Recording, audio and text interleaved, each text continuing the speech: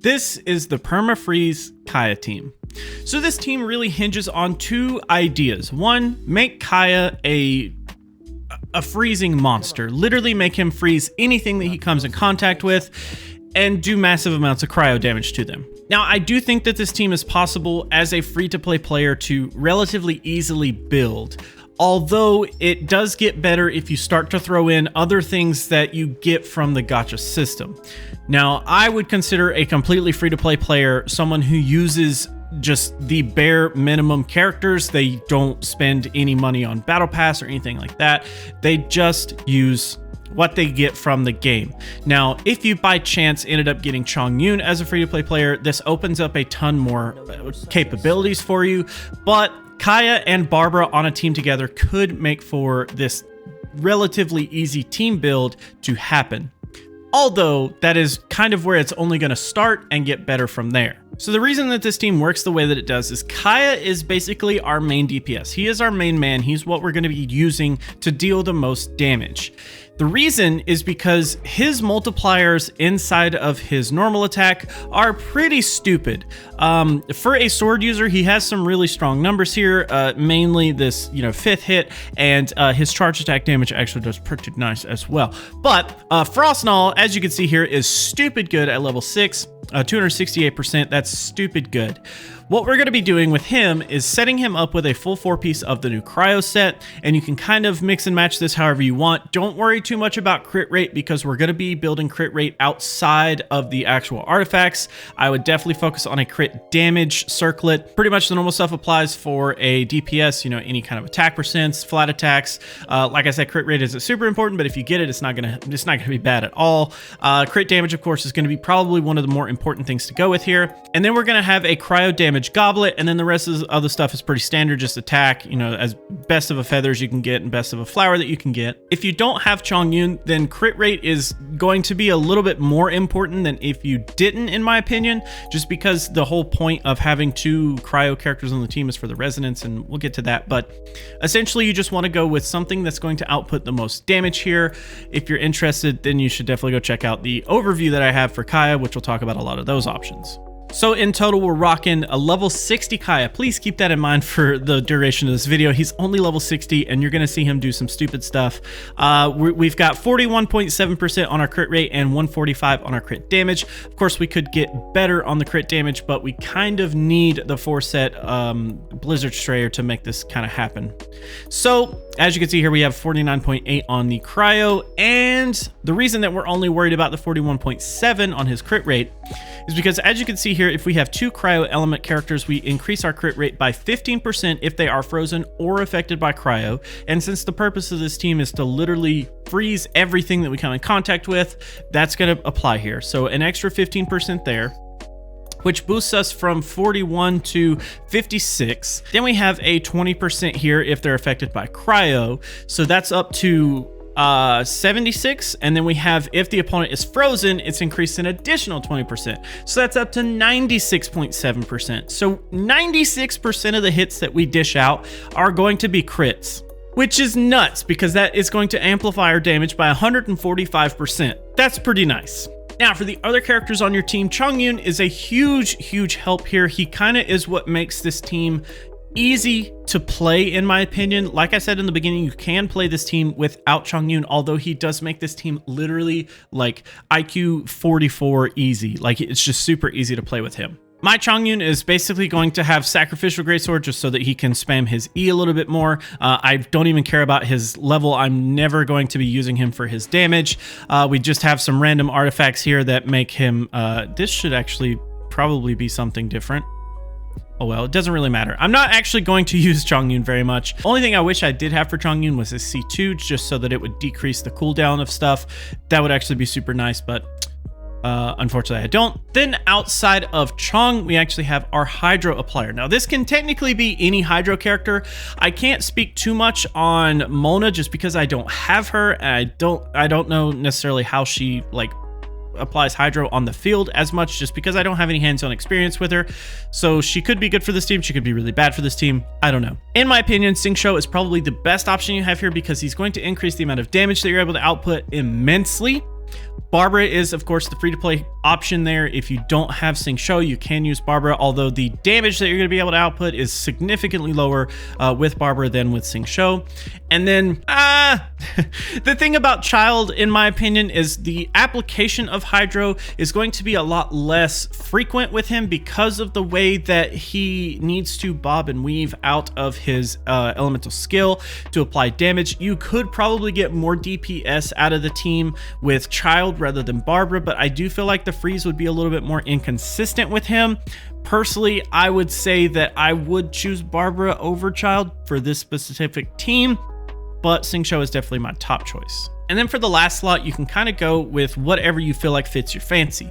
Just know that whenever you're performing elemental reactions with Frozen, it's going to possibly mess up the flow of the team unless you end up having something that allows you to do the elemental reaction and then immediately freeze right after that. The whole purpose of this team is to literally keep things CC'd as much as possible. Keep things frozen so they can't move and hurt you. With that being said, I do think that Pyro has an interesting spot here because if you have a strong Pyro applicator, then you could end up doing a decent melt as like the finishing blow to something. I do think that would be kind of interesting. Or if you want to use an Electro user, most of the Electro users, in my opinion, are kind of not very good for this. I personally don't think I would have fun playing as an Electro user in this team. Just simply because they're going to superconduct, which is going to hurt your frozen uptime, which is going to end up going against the grain of the team, and I just don't think it's going to mesh as well as you would hope.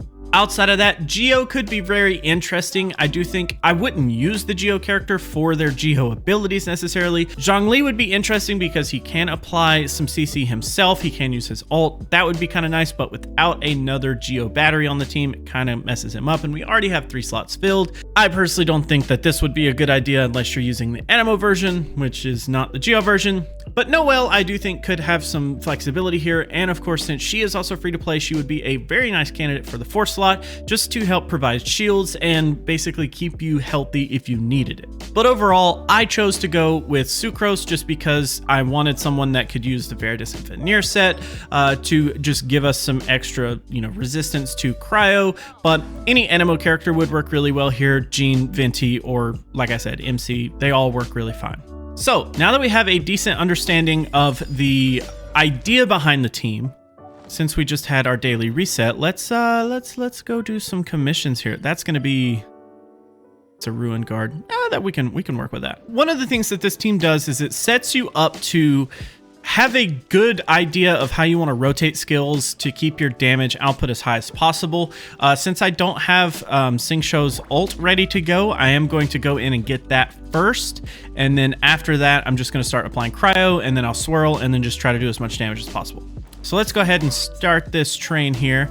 Let's go ahead and get this guy though, and we'll do that. And here's where we can just start to do our damage. Now I'm going to go ahead and do this. And we can apply this so that once Chongyun's E expires there, we can just kind of keep him pretty frozen here. And we'll apply that. And then you can see Kaeya is just gonna continuously deal damage here, man. And sometimes when his elemental skill crits, it's nutty how much damage it actually does. Kind of keep in mind that all these characters are level 60. There is a lot of headroom with this build.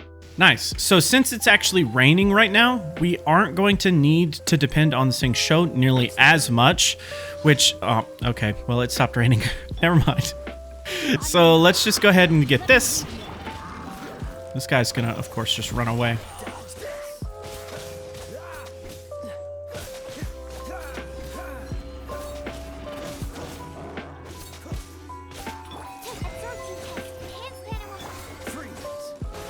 I don't even know what that was for.